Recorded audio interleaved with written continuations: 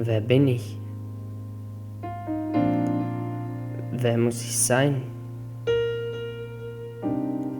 Wer will ich sein? Ich bin noch ein relativ junger Mensch und vielen Menschen in meinem Alter wird vorgeschrieben, wie diese Welt funktioniert. Das passiert auch schon viel früher. Zum Beispiel müssen wir 9 Jahre zur Schule gehen und den ganzen Tag lernen, obwohl es Schulen gibt, in denen man alles machen kann, was man will. Spielen, lernen, sich einfach so entfalten, wie man ist. Unglaublich, nicht wahr? Man muss nicht so sein, wie es einem vorgeschrieben wird. Du bist ein Mensch. Du bist ein freies Wesen in deinem Tun und du hast deine freien Wünsche. In unserem Alter wird uns oft Stress gemacht, dass wir eine Lehre brauchen oder in eine weiterführende Schule gehen sollen. Doch das tun wir nicht.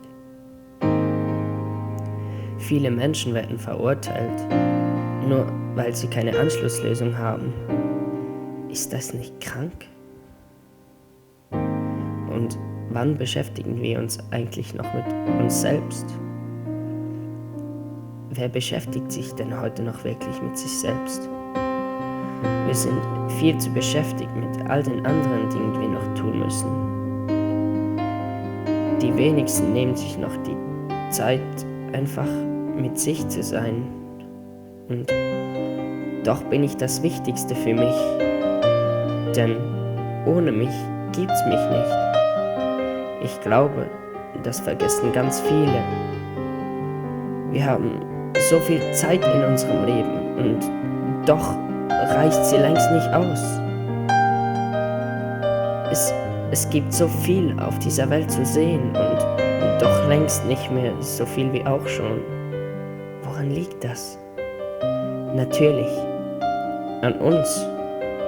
Wir sind nie zufrieden. Wir brauchen immer mehr, haben nie genug.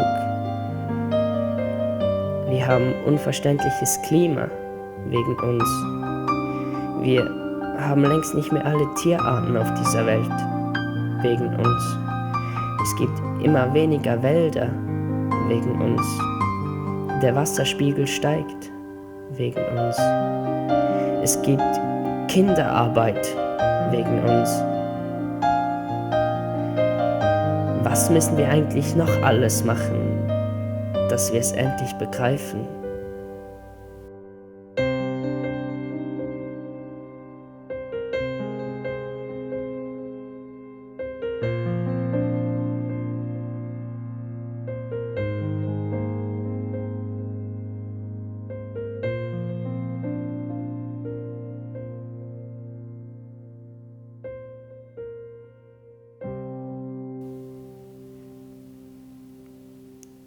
Wer sind wir?